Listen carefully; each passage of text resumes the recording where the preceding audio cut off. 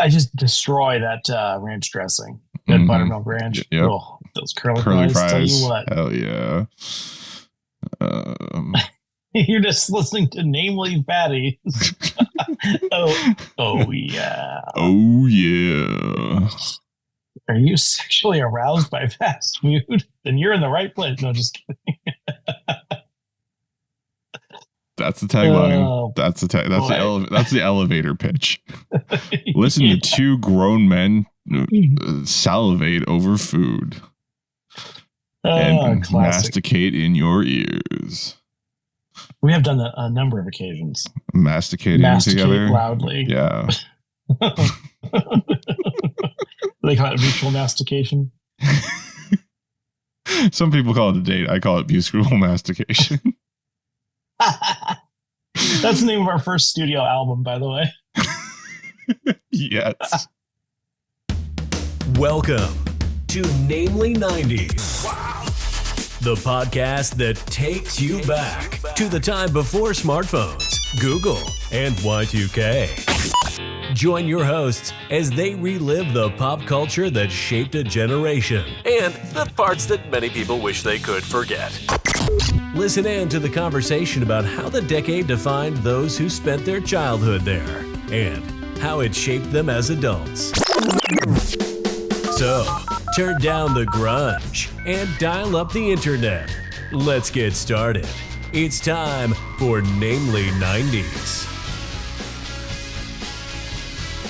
That's right. You're listening to Namely 90s. My name's Andrew, and over there is Brandon. That's me. You can find us online at namely90s.com or on Instagram and Bluesky at Namely90s. You can also find us on YouTube every Monday at youtube.com/@namely90s. And if you'd like to support the show, head over to patreon.com/namely90s, also the 9s, and get signed up for one of our support levels. Sorry, I'm like having indigestion as I talk and do the intro. Yeah, I mean, as you do. I guess I transferred my Jack in the Box indigestion to you.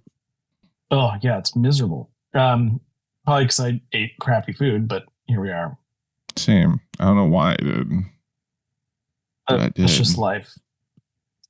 Wow. Oh, well, today marks 30 years to the day since ER premiered on NBC. ER. That's crazy. Is it? I know we already did a special, but still, it's cool. 30 years. God, I'm old. Yeah. I mean, you're turning another year in a month-ish. Yep. So that's crazy. The Crichton estate published some notes that Michael Crichton sent to John Wells, the showrunner at the time. Mm-hmm. And I think they're good notes, but it's just like, imagine that as the critic. Like, the person who wrote the original screenplay is like, here's some things you could improve. But apparently they actually took some of that and used the advice, which is kind of cool. That's good. You would think they wouldn't take notes anymore. Or like these days, they wouldn't take notes. It was like season 3 or something, but interesting. Like, it was cool that they kind of, Who's this George Clooney guy? I don't think he's going to make it. Yeah. He'll never amount to anything. Yeah. 30 years of ER. It was on air. So now it's officially been off the air for as long as it had been on the air. Or was that Grey's Anatomy? I don't actually know. I can't remember when it went off the air. Grey's Anatomy is still on the air, unfortunately. Not in my head. Yeah, they're still pumping that steaming heap out every week. That's impressive.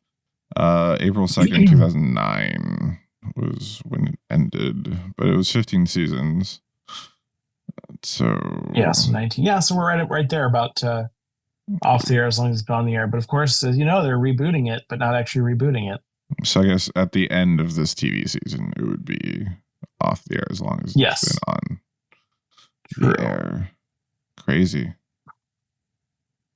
Dr. Tony Yates. Oh yeah, that was I can't think of his name. The guy from Full House. Dude. Not Bob Saget. It's driving me crazy. Becky. It's the Uncle guy. Jesse. It's the guy. Michelle. He plays. His name is John Stamos. Jeez. I have that in front of me. That's why. Why? Oh, it's painful. Meanwhile, I couldn't remember the name of Uncle Joey, who Alanis Morissette allegedly wrote that album or song about. What's his name? What is his name? Dave Coulier. Got it. Yes. Alexis Bledel. I forgot she was a doctor as well at the end. Dr. Julia Wise. You know, Alexis Bledel, she's a Gilmore Girl. Anything else in the news cycle other than washed up Gilmore Girls? I'm sorry. I thought you wanted to talk about ER. No, that was it. I was trying to throw something out there that it was topical. I mean, that was last Thursday. What's that? The ER day. Because this right. This is not live. Fantasy football, or I guess football in general, is back. But didn't we do something about that too? Yeah, we did. Let's see. I'm reading. Well, I just finished Tomorrow, which was really good. Highly recommend that. And now I'm reading I'm Glad My Mom Died by Jeanette McCurdy, which relates to your like Nickelodeon the documentary on Max that you were talking about like a few months ago. Yes, the foot fetish show or whatever. She was Sam on iCarly. So that was one of Dan Schneider's foot fetish guys shows. But she's glad her mom died. Yes, so she's Mormon.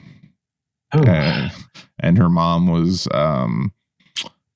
I mean, honestly, the way she's telling these stories, her mom was like grade A, like creepy, abusive, but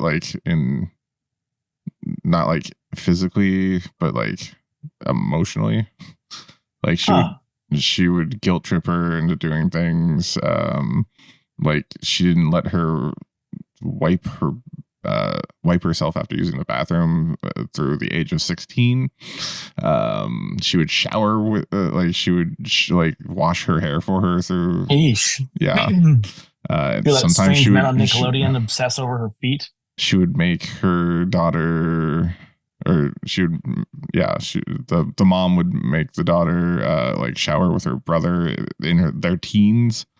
It's some really unhinged crap. We have to assume she's saying some of those same things. Hopefully, yes. Her mother. It sounds like her mother was the same to her a bit. The grandmother's like alive too, but yeah.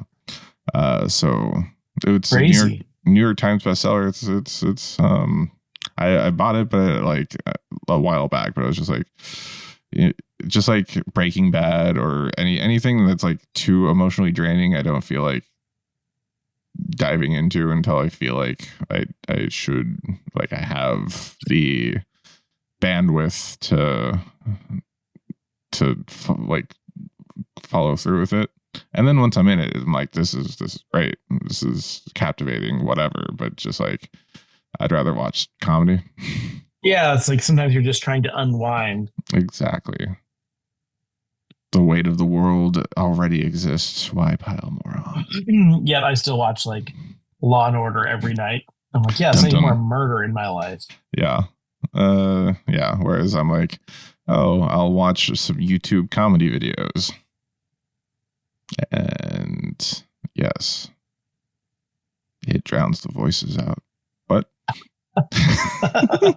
oh dear. Halloween's coming up. Do you have it's almost Halloween month. Do you have costumes, trick-or-treating plans? I can't remember the last time I actually dressed up. You don't dress up to take your children to a parking lot at 3 p.m. on the Saturday before Halloween? In a church parking lot? No, I do not do that. Not even like a bandana or a... We probably will do it from kill his parents' house because they live in a kind of a good neighborhood for that. Our neighborhood is not really amenable. The new neighborhood's not really great for that. Oh, good to know. Drive by. Yeah, so I don't know. I never have costumes though. I just got a costume in like a day or two ago. I'm always afraid because, you know, I'm tall, but also fat. And so I'm always afraid to like order like XXX because I'm like, I know it's going to be too wide, but like it's still like a midriff length because everything's made in like China. So like Bangladesh or whatever. Yeah. So they're like, they don't do tall. They just do like fatter, but even their 3X is like an XL. So, by American standard. But yeah, I ordered a 3X and it fits perfectly and it's not too fat. Nice. And it's not, it's a little short, but it's supposed to be high. I usually end up with Jim Halpert type costumes. 3-hole punch Andrew. Yep. I like Bookface. Bookface. Yeah, I always find it an excuse to either buy like a Star Wars or Star Trek costume piece that I don't have. So that's what I did. Wow. Yeah, I'm sure you'll see that on the video version of Namely 90s, our podcast of Horror 5. Podcast of Horror 5. Yes, it would be. If we get to that in a month. 5. I would guess that we would. Yeah, it looks like we're heading that direction. Podcast of Horror 5. Which means we also have to consider the 5th annual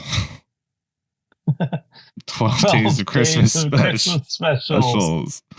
Boy, the unstoppable march of time. How many times have I said that in the last few weeks? I can search that on our transcripts for you.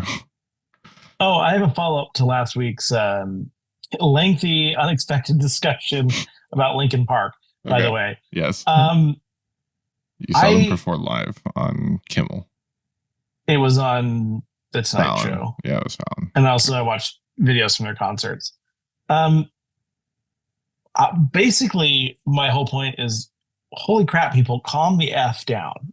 Like, it's like an ancient band. Like, they've been gone I'm for sorry, 7 years. Andrew. Have you met the internet before?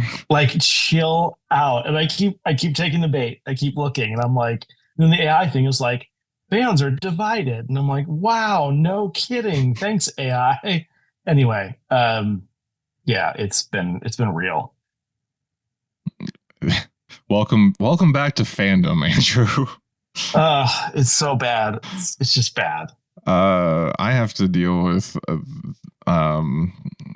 the Star Wars fans right now. The trolls think they've won because the Acolyte got canceled, which was the one with, you know, starred a black woman. Ooh. Well, there's like legitimate people. There's like legitimate frustrations. Like, okay, yeah, they canceled another Star Wars thing that they made, but like, meanwhile, the Mindhunter people are like, I hate you, Netflix, make more Mindhunters. It's like an excellent show, and it just got canceled abruptly. Yeah, but I mean, the true Star Wars fans think that they won because now they're not destroying continuity by making Ki-Adi-Mundi older than he was based off of a never seen board game that no one's ever actually seen, but someone wrote a Wikipedia article on. Oh my God, who the hell cares? Exactly. And it's just like your resistance to adding new stuff to canon is crazy, most likely because it's based in racist, or it's hiding behind racist vitriol, or no, racist vitriol. Rachel Ray for a second. Yeah, Rachel Ray is hiding behind it, just to come out and slash some people.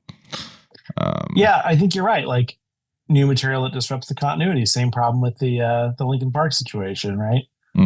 Speaking of making something, or making a woman the star of something, there's a there's a new Legend of Zelda that dropped this past Friday.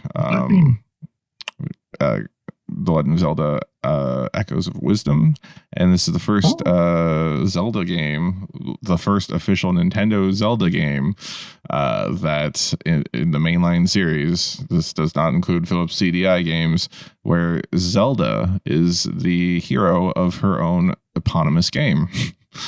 That is so woke. Right? I wonder what Joe Rogan thinks of that. We're going to cancel. Keep a straight face. Us true Zelda fans love it when Zelda's not the star of the game. Link's the star of Zelda. Yeah, it's always white people. Yeah. Except it's made by the Japanese. Exactly. Who have different cultural standards. But yes, so in honor of that, I thought we would go back and talk about some 90s Zelda, since this is namely 90s.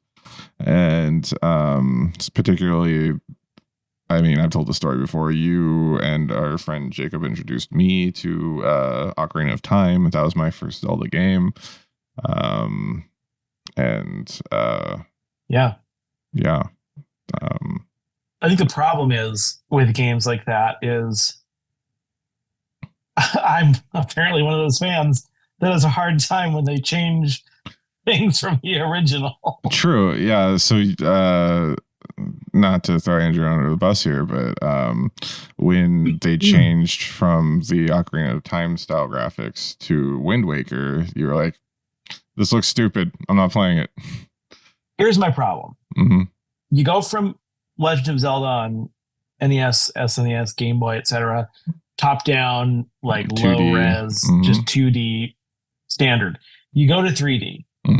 Pretty amazing. Like, in retrospect, the 3D is garbage now. One of the first 3D games. The move from that and so my problem is, like, graphics were improving dramatically at a rapid pace, and they almost like, I don't know, they almost like, why would you not take advantage of that? They kind of like took a step back from that. I think part of it was like pay homage to like the older style of the game, but like utilize the engine, utilize the, the performance. And then they finally did it like in later or subsequent series, but it just felt like they were kind of cheaping out, and it didn't look great. I mean, objectively, I disagree. Because back then I was on your side. Looked dumb. But the official Nintendo response for that is that they utilized the graphic style because it allowed Link to be more expressive, which he is in that game. There's a lot of facial features going, ooh, and ah. And the cell shading, where was I going with that? And then you're right, they did go back to the dark, edgy Ocarina of Time style graphics for Twilight Princess, which was the one after that, which I think is a way overcorrection, and it kind of takes away from the game. And then they kind of like melded the two for Skyward Sword, which just sucked.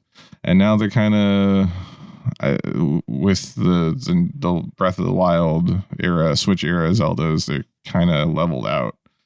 I think they found the sweet spot in Ocarina of Time, Majora's Mask, and never really found it again. Yeah.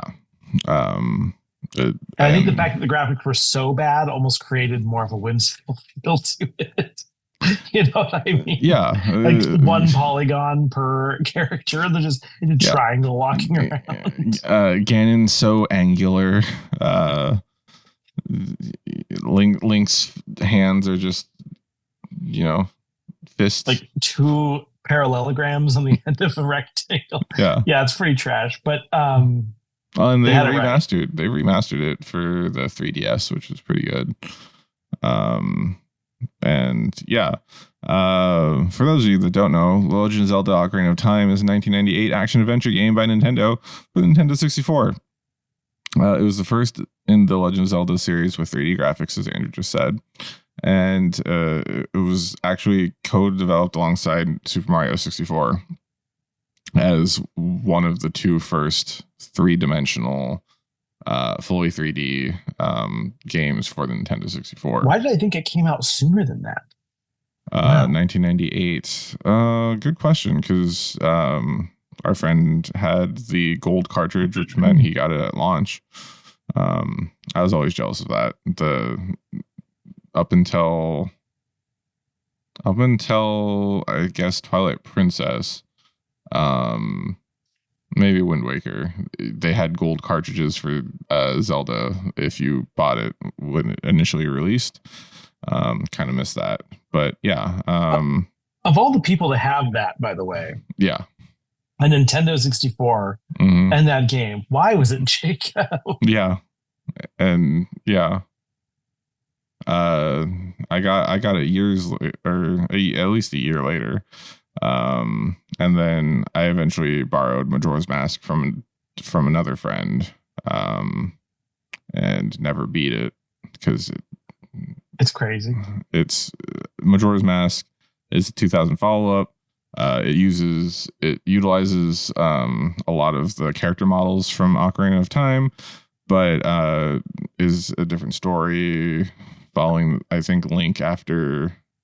And this is the other thing. Ocarina of Time splits the timeline into three different timelines. The child wins, the child loses, and the adult wins timelines. So Majora's Mask exists in the child wins timeline.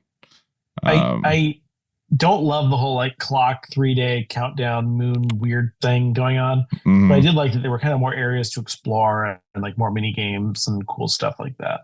Yeah. Did he have Majora's Mask too? Later, I think. Okay. But I mean, we used to like have sleepovers and try to beat the game in one night. It was crazy. We played this all the time. It was a good Ocarina of Time. Yeah. Child era, adult era, and the hero is defeated era. Yeah, Majora's Mask. What? I was gonna say it's very much like nostalgic. One of the more nostalgic things I can think of. It's Ocarina of Time is one of the only games like that it's in my top 10, and I think it's like it still has the replayability, you know, like even though we know everything to do in it, I can still pop it on and be like, I love playing through this. Still damn near. It's close to perfect. Yeah, and it's also available on Nintendo Online Expansion Pass plus Nintendo Switch. Yeah, I hear my kids playing it, and I'm like, it's just the greatest. Like the sounds, the music. And it's crazy unplayable on a regular Switch because of the Z targeting. Yeah. You need the Nintendo 64 controller. Agreed. It's no good on the Switch garbage. It's just the way the layout of the buttons are harder to utilize all your items at the same time, the way you would on an N64 controller. But yeah. Wow. Well, that was content. Well, you have a bunch of things written. Oh, do I want to read more of it? Do you want to read any of it? Did we say enough? Oh, God. Ocarina of Time was acclaimed by critics and consumers who praised its visual, sound, gameplay, soundtrack, and the soundtrack is so good. Like it is. Yeah. What was your favorite part of Ocarina of Time, Andrew? Favorite part. Is that too on the spot? Yeah. I'll let you think. Favorites well. I'll go. Or like, what's a memorable moment? I remember, and I've told this on the podcast before. I remember trying to play through the water temple and being so frustrated because I did not know where to go. And then eventually I told you guys, like, I can't beat the water temple. I have no idea what to do. And you're like, yeah, there's just a hole behind that treasure chest that you opened. You're supposed to go down that. I'm like, What? I Yeah, the went water through, temple's a bitch. I went through the entire temple like 15 times, raised the water level. I was up and down, and there's just a stupid hole that opened up behind the chest that, because I wasn't paying attention, I didn't see disappear. We did a lot of the fishing. That fishing game. Mm-hmm. Trying to catch just huge ass fish. Did you use the iron boots or metal boots? I don't. Well, probably at one point, but yeah, I don't know what the record is for fish size. Let's see. Ocarina of Time maximum fish size. Because you also had to do that as a part of. Didn't you have to do that as a part of the Giant's Knife quest? Yeah. As an adult, its weight varies between 29 and 35 pounds. And there's like a weighted lure that you can find too. But then the guy says you're cheating if you use the weighted lure to catch a fish. If it was cheating, it wouldn't be available to you. Exactly. But, you know, yeah. It's crazy that you can just like Google that now. Back then, you didn't know. Like you were just trying to see how big of a freaking fish you could catch. Of course I caught a 45-inch fish. And of course the best part about the water temple was Shadow Link fight. Yeah, that's pretty cool. The music was great. The ocarina, Epona, the horse. Yeah, the horse is fun. The Giant's Knife quest was, or Big Goron Sword quest was tedious. Always hated fun. the Shadow Temple. Because, super creepy. Mm-hmm. Those stupid things the things that fall from the ceiling. Like the wall masters. They break up into the three little claws. Mm-hmm. I hate those things. I think they're a hand. Yeah. And then the hover boots was I think that was that one. Or was that the... Yeah, they were a little gimmicky. It was like, how is he carrying all this crap? Well, you just can't, like, you're sliding around on ice when you're wearing those too. It's like, you know, I'm just trying to run across and be precise, and then I just like stop and then skid over the edge of the other side of something. It's just like the Marty McFly hover boots or whatever. Exactly. And those don't work on water. Yeah. Anything else on Ocarina or Majora's Mask? No, I mean, listen, if you haven't played it, you got to play it. Mm-hmm. Even though now, if you've never played it and you go to play it now, you're going to hate it. So never mind. I mean, play the HD remaster or the 3D version. 3D HD remaster. Exactly. 4K. Yeah. And now let's go to Brandon for the Namely 90s minute. Minuto. That was my best Jeff Goldblum. Welcome back to Namely 90s Minute. Every week we look back at a culturally relevant show, movie, or piece of pop culture that probably helps stoke the algorithm. This week, in honor of The Legend of Zelda Echoes of Wisdom releasing, we're looking back at the Zelda game that got us into Zelda games, The Legend of Zelda Ocarina of Time. The Legend of Zelda Ocarina of Time is a 1998 action-adventure video game by Nintendo made for the Nintendo 64. It is the first in the franchise to be made in 3D. It stars older princess, adult disguised as Link's best childhood friend, a sexed-up fish girl, the King of the Gerudos, the of Time, and of course, the story begins as wakes up in their secret forest nymph village by who takes him to the Great Deku Tree and tells him that their parents are actually dead and they're not like the other children. Gets sent on a quest to see Princess, and as a 10-year-old sneaks past all of castle security to speak to Princess, who then sends him out to go get 2 other gems to open the Temple of Time so the 2 of them can beat the evil. After defeating a giant fire lizard and cleaning out all the insides of a sacred whale, makes it back to the Temple of Time and unlocks it, accidentally letting into the sacred realm while gets the Master Sword and is locked away for like 7 years as takes over Hyrule and makes life hell for everyone. When wakes up, he's 7 years older and then is told he needs to awaken the 7 sages to stop. So he travels back across Hyrule, finding people he met as a kid who then unlock as sages, and then he makes it back to Hyrule Castle, but not before is revealed as Princess and is kidnapped by so beats up and frees Princess, and the two of them sealed away, saving Hyrule. And in the epilogue, Princess takes back the she gave him and returns them to their form. And that's The Legend of Zelda Ocarina of Time in a Namely 90s minute. More or less. And now back to the show. All right, Andrew. I know you guys found Zelda first, but I may be just a slightly more franchise Zelda fan, as I am a more more Nintendo boy than you are. I even have a fleet of amiibos next to me. Like, can I do it? Just a fleet of amiibos with an ocarina and some spiderwebs on my Hyrule Historia. Can you play the Hotel California solo on the ocarina? Not as fast, because it plays each note individually for a set length of time, but I could try. I could get close.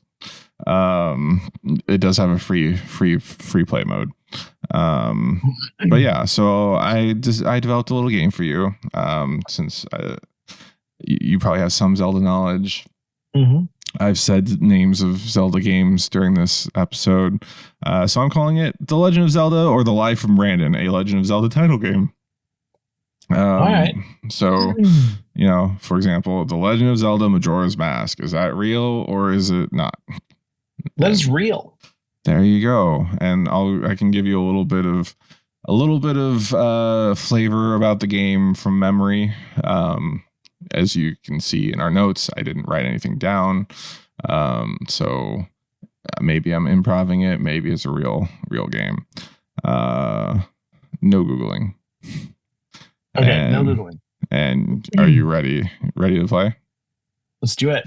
All right, let's start off with The Adventure of Link. And these are all subtitles. I don't know if it gives it away, but yeah, no, I'll you can ask for more information. That sounds like a lie. Okay, I'm gonna volunteer some more information. This is actually called Zelda 2: The Adventure of Link. Are you sticking with your lie? That can't be real. I'm sorry, Andrew. That is actually 1987's the sequel to the original Legend of Zelda. This was a 2D side scroller Zelda, and controversy. Sounds like trash. Most people would say that it's an outlier, but some people really like it. That James Bond movie that wasn't part of. Yes, the original Casino Royale. Wasn't there another one? No. The seventh Connery movie, Never Say Never Again, which was a remake Zelda of Zelda 2. Like, the game's not called Zelda; it's the Legend of. I can't even. They didn't know how to establish the franchise until the Super NES came around with A Link to the Past. Zelda 2: Electric Boogaloo. All right, Andrew, you're starting off 0-1, but maybe you'll redeem yourself in the next one. This is The Legend of Zelda: Oracle of Seasons. Do you need more before deciding if it's real or fake? This is a Game Boy Color game, and they did it Pokemon style. So there was Oracle of Seasons and Oracle of Ages, and there was going to be a third Oracle game. you know how there's red and yellow, or red, blue, and yellow. They were gonna have a third one, and they can talk to each other. You could send codes between the games to unlock different things. Not real. Final answer. Final answer. I'm sorry. This is the 2001 Legend of Zelda: Oracle of Seasons for Game Boy Color. Oh boy. Wow. So you're this is going poorly. Yeah. I don't know what to say. The Triforce transports Link to the land of Holodrum, where he sees Olnox kidnapped. I should have just read that. You wouldn't have believed it to begin with. No, it sounds like bullshit. All right. You can recover. We got this. Next up is The Legend of Zelda Phantom Hourglass. That one's real. Don't need any more. It's a sequel to the Wind Waker. No, it's just real. All right, you're correct. This is Legend of Zelda Phantom Hourglass, is a 2007 action adventure game. It's a direct sequel to the GameCube's Wind Waker, and you have a, where is it? It's on the DS. Critical acclaim, use touchscreen. You have to save Tetra / Zelda from the main antagonist Bellum. Anyway, that's your first point. 1 for 33.33333333. Yeah, you got this. You got this. You got this. All right. You ready? Mm-hmm. We have The Legend of Zelda Spirit Tracks. Spirit Tracks. Would you like some flavor? Yeah. Okay. The Legend of Zelda Spirit Tracks is a sequel to the Phantom Hourglass. It's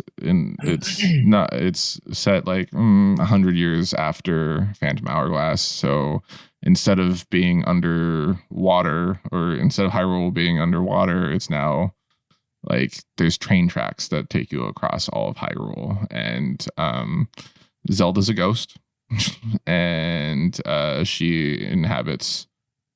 This doesn't sound real. Well, it's a train. He's a train conductor. He's train conductor Link. He's the here. It sounds like some horrible like. It sounds like Pokemon Snap in a way. It kind of is. They actually, a lot of the segments are kind of like Pokemon Snap. He's officially called the Hero of Trains. I think you've oversold it. It's not real. Actually, Andrew, this is real. This is a 2009 action adventure game. It shouldn't be. And it's a century after the Wind Waker and the sequel to Phantom Hourglass. It shouldn't be a thing. That's the thing. It shouldn't exist. It's on the DS. Yeah. All right, Andrew, you're 1 for 4. 1 for 4. Ready to continue? Yeah, sure. Okay. It's fine. If you get a couple more, maybe you win. Who knows? All right. Next up, we have The Legend of Zelda: A Link Between Worlds. You want some flavor? I got some flavor. God. This one actually sounds real, but then that makes me think that it's not. Who knows? It could be real, could not be. Do you want a little bit of flavor? Just like one Sure. line. This is a direct sequel to the Super NES title, A Link to the Past. But it's for the Nintendo 3DS, so it came out 20 years later or whatever. It's real. It's gotta be real. You're correct, sir. This is a sequel to the 1991 title, A Link to the Past. Came out in 2013 for the Nintendo 3DS. And you I should have told you the part where you get turned into a painting and you can travel through cracks in the wall. But yeah, good job. 2 out of 5. You're doing good. You're doing good. You're at 40%. You're nearly at 50. Let's say if you get 50%, you're good. Ready for the next one? Mm-hmm. All right. Next up, we have The Legend of Zelda: Tears of the Kingdom. Isn't that a Bruce Willis movie? That's Tears of the Sun. Okay. And just I'm going real. Sounds like a real title. You don't need any flavor. You don't even need to know the console. Sure, the console. I'll take that. This is on the Nintendo Switch.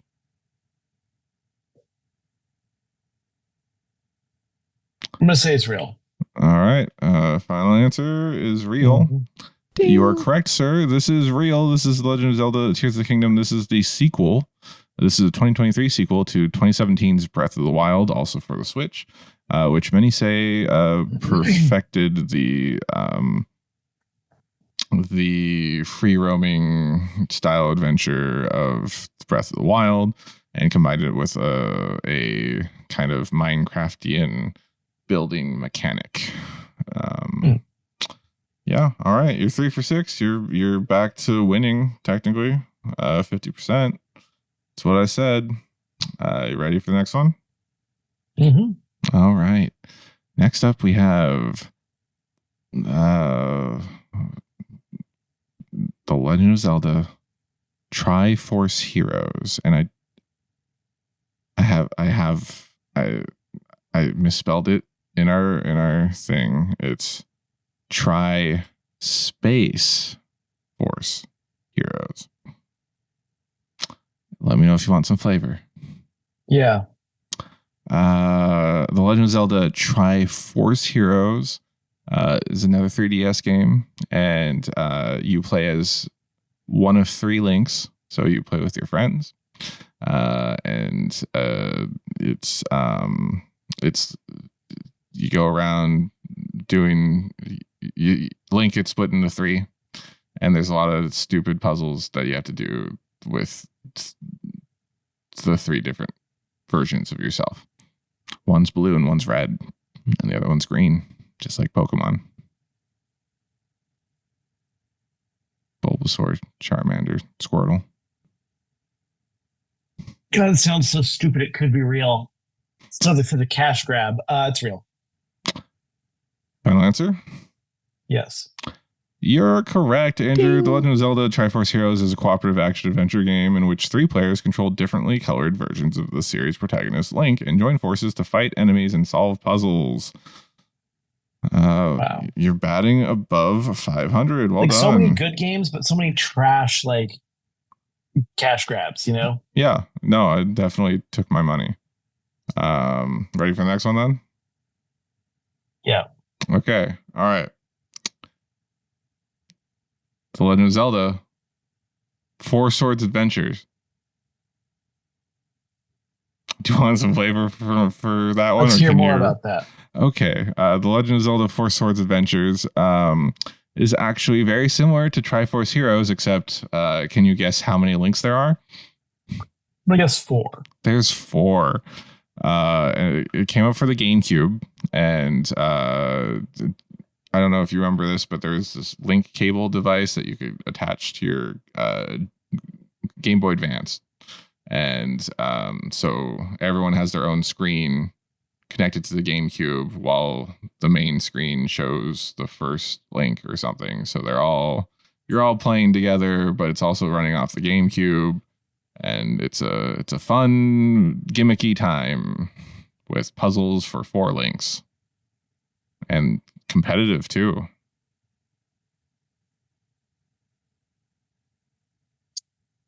I'm gonna say not real. Are you sure it's not real? The game that requires you to have 4 Game Boy Advances, 4 GameCube to Game Boy Advance link cables to connect to a single. I don't think it's real, but I get the impression it's going to be real after you reveal the answer. Andrew, this is a real game. This is The Legend of Zelda: Four Swords Adventures, which is an action-adventure game developed and published by Nintendo for the GameCube. It's the 11th installment in the Legend of Zelda series and released in 2004 in Japan and 2005 in North America. The Game Boy Advance handheld console can be used as a controller when using the Game Boy Advance link cable bundled with the game in North America and Europe. Brilliant marketing strategy. Oh, yeah. It's exactly what it sounds like. There was 4 swords for the GBA, which was a part of Minish Cap, and which had a similar gameplay, but this was just taking that for cash grab sakes and making it a full game. All right, so that brings you back to 4 out of 8, 50%. You got 2 left. You can do this. You got this. I believe in you, Andrew. I believe in you. Are you ready for the next one? Let's say yes. Okay, and this one doesn't have The Legend of Zelda. This isn't a subtitle. This is a spin-off game. So, sorry, you didn't ask for flavor, but I'm giving you a little flavor. This is called Link's Crossbow Training. Do you need some more information? What year? 2007. Because, do I get to give you the extra information? Do you want that extra information I have? Sure. That's the year the Wii came out and Twilight Princess. Would you like some more information about Link's Crossbow It's Training? real. Final answer? Yes. You are correct, sir. Link's Crossbow Training is a shooting video game. Yeah, as soon as you said it was the Wii, I'm like, yep, they're just trying to find ways to use the Wii creatively. It was bundled with the Wii Zapper, which was a peripheral that turned into like a two-handed gun for I got a Wii Zapper. I got it from a different type of store, though. All right. down in old London town. I actually got it over at P. Diddy's house, or sorry, Diddy's house. Resisting saying the word "it'll." All right, you ready for the final one? Yeah, let's do it. All right, final one: The Legend of Zelda: Echoes of Wisdom. Do you want some flavor text for this one? Echoes of Wisdom. Yes, you remember Sure. the 3 pieces of the Triforce: Triforce of Courage, Triforce of Power, and Triforce of Wisdom. Yep. This one is done in the same art style as this is on the Switch. This is done in the same art style as the latest Switch remake of Link's Awakening, which is the game that Kayla bought for this. No, it isn't. Yeah, it is. That's the one she bought when she got her Switch, right? Don't remember. Link's Awakening. But I'm gonna say it's real. And why do you say it's real, Andrew? Because you mentioned the name of it earlier in the episode. Well done. You do pay attention. Good job. 6 out of 10. 60%. So for the keen listener, you'll notice those were all real. That was, which is kind of the joke. Yeah, that is exactly the joke that I knew at some point you'd catch on, but you would also be like, this is too stupid to be real. Exactly. But it's not. It's not. Those are all and real. On that bombshell. That's this week's edition for this of Namely 90s. Remember, you can find new episodes out every Monday. Find us on Instagram, Bluesky, and YouTube at Namely 90s with 90s, and tell us what you want us to talk about in future episodes. If you'd like to support the show, please check out our Patreon, patreon.com/Namely 90s, also with the 90s. And finally, you can contact us through our website, namely90s.com. Please subscribe to us on Apple Podcasts, Spotify, YouTube, Audible, Echoes of Wisdom, Pocket Cast, Castbox, iHeart, Good Pods, and wherever you get podcasts from. I'm Brandon, and that's Andrew, and we'll catch you next time.